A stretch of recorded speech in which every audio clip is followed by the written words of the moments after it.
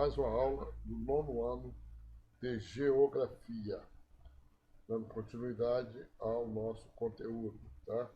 Sempre lembrando que essa aula é uma aula de apoio, o texto que eu dou para os meus alunos, e aqui faço algum breve comentário para eles revisarem. Aqueles que não são meus alunos, por favor, peguem as palavras-chave, façam uma pesquisa em livros, na internet, perfeito? Então vamos lá. Dois subconjuntos singulares, Europa Oriental e SEI. Tá? Vamos lá. As nações da Europa Ocidental e da ex-União Soviética, também incluídas no conjunto dos países do Norte, não são economias capitalistas desenvolvidas e tampouco sociedades de consumo. Todavia, suas populações possuem ótimo nível educacional.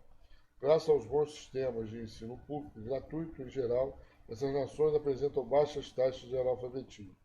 Na realidade, são economias de transição, ou seja, economias que foram planificadas e que desde o final dos anos 80 se transformando em economias de mercado. Alguns países estão adiantados nesse processo, outros estão atrasados e enfrentando enormes dificuldades. Vamos estudar melhor esse assunto agora. Para entendermos o que significa economia de transição, conceito amplamente utilizado pelas organizações internacionais a partir da última década do século XX, temos de recordar o que são economias planificadas e de mercado. Uma economia planificada tem por base empresas estatais ou públicas, isto é, a grande maioria das empresas, indústrias, bancos, fazendas, estabelecimentos comerciais e de seguros, não é propriedade privada, e sim do governo. Numa economia de mercado ocorre o oposto. A grande maioria das empresas é privada ou particular, isto é, pertence a um indivíduo ou a uma família, o que está se tornando cada dia mais raro, principalmente quando se trata de grandes empresas, ou pertence a um grande número de acionistas, o que está se tornando cada vez mais comum. Assim sendo, as decisões sobre onde investir, onde comprar matéria-primas, mão de obras, contratar ou demitir, a que preços vender suas mercadorias e etc., são tomadas de forma diferente nas duas economias. Numa economia de mercado, a empresa decide essas questões isoladamente, levando sempre em conta as tendências do mercado, ou seja, a oferta e a procura. Assim, se houver muita oferta de um produto ou serviço e concorrência entre as empresas que os oferecem aos consumidores, a tendência é o preço cair. Se ocorrer o oposto, ou seja, escassez ou falta de uma mercadoria e muita procura por parte dos consumidores, a tendência é o preço aumentar. É a chamada lei da oferta e procura, fundamental numa economia de mercado. O mercado, portanto, é a oferta e a procura de algum bem ou serviço. Por exemplo, o mercado automobilístico é formado pelas empresas que vendem automóveis, oferta, e pelas pessoas ou empresas que estão interessadas em comprá-las, a procura. O mercado de trabalho é constituído pelas pessoas que estão em busca de emprego e pelas empresas que estão precisando de empregados, e assim sucessivamente. Numa economia planificada, não é o mercado quem comanda as decisões. Estas são tomadas de forma centralizada por órgãos planejadores do governo, que elaboram planos válidos para todas as empresas. Esses planos podem ser anuais ou, como era mais comum, quinquenais, válido para um período de 5 anos. Portanto, numa economia planificada, não há concorrência entre as empresas, já que todas são estatais e obedecem a um mesmo plano. Os preços não são orientados pelas tendências do mercado, oferta e procura, mas fixados pelo governo e válidos para todas as empresas. Então, nós temos aqui, bem dizer, a empresa de mercado, né, que vence a capitalista, né, e nós temos aí no lado socialista, onde estão querendo o texto dizer, que são as planificadas, onde o governo é que decide tudo o que acontece. Hoje as economias planificadas praticamente não existem mais. Não existe mais. Elas existiram durante várias décadas, desde os anos 1920 até os anos 1980. e chegaram a abranger cerca de um terço, 34% da humanidade nos estados que se proclamavam socialistas. Mas, desde o ano de 1980, elas afundaram em enormes dificuldades e, como resultado, tem havido uma verdadeira corrida para a economia de mercado.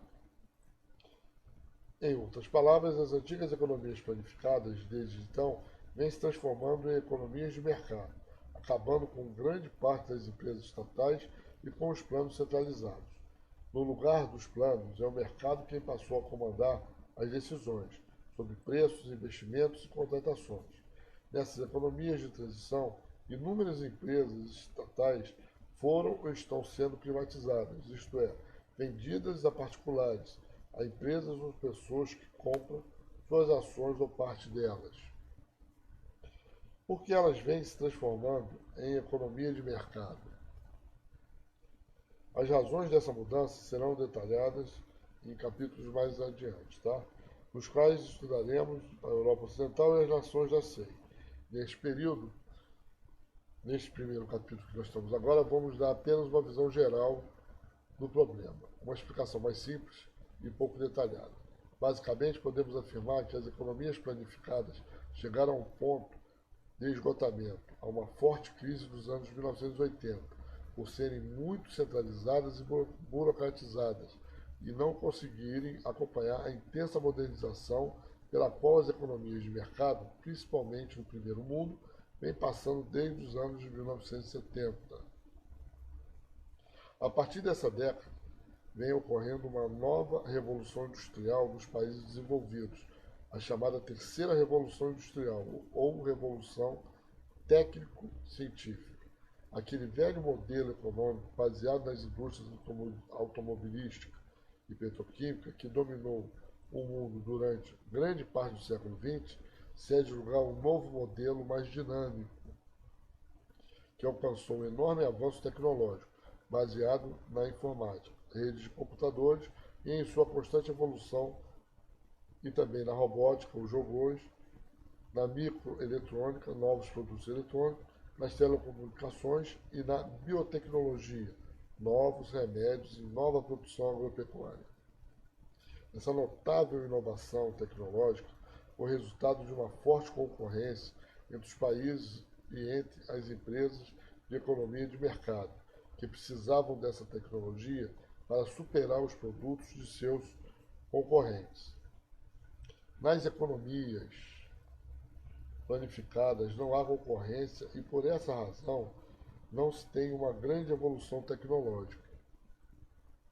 Vizinhos da Europa Ocidental, os povos do leste europeu e da SEI foram os primeiros a perceber que o seu padrão de vida estava estagnado ou em declínio, em contraste com as grandes melhorias que os povos europeus ocidentais conquistaram nas últimas décadas do século XX.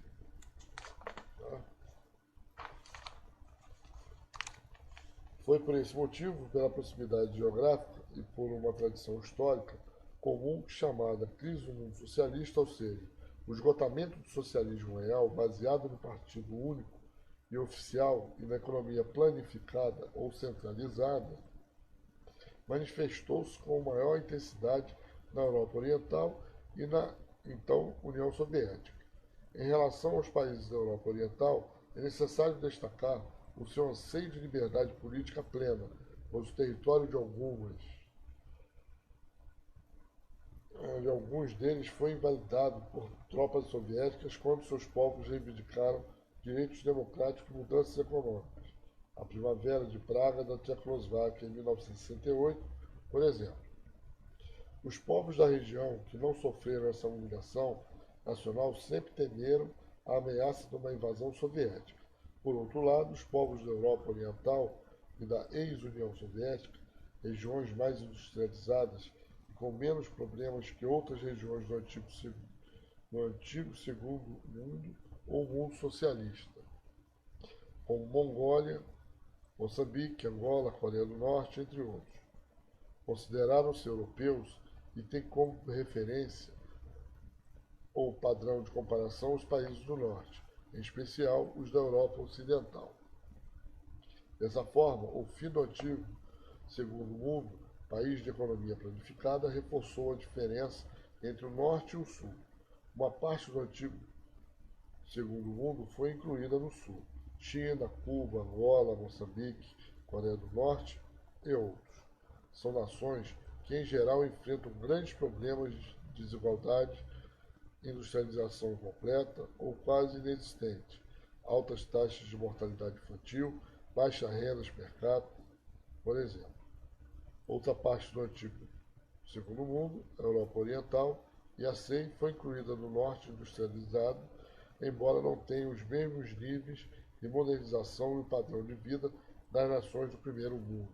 Bom, esse texto que eu trouxe para vocês é um texto de 2004, onde estava acontecendo essas mudanças mais radicais no mundo. Então, hoje nós temos a Rússia, já praticamente capitalista, e esses países da antiga União Soviética, alguns se libertaram, outros estão tentando se libertar da Rússia, do comando da Rússia, e a queda do socialismo geral no mundo, onde nós temos duas bases ainda no dia de hoje, que é Cuba e China. E o governo que nós tivemos agora no Brasil, que saiu do PT, né, que estava tentando moldar o socialismo aqui no Brasil, uma esquerda nacional aqui no Brasil, e que hoje a tendência é mais capitalista em cima do PMDB. Bom, isso tudo é para mostrar para vocês as mudanças radicais. Então eu trouxe um texto um pouco mais da transição disso, onde o socialismo praticamente está extinto no mundo. Mas isso mais para frente vamos debater melhor, tá? Então, terminamos aqui a nossa aula. Até o próximo vídeo.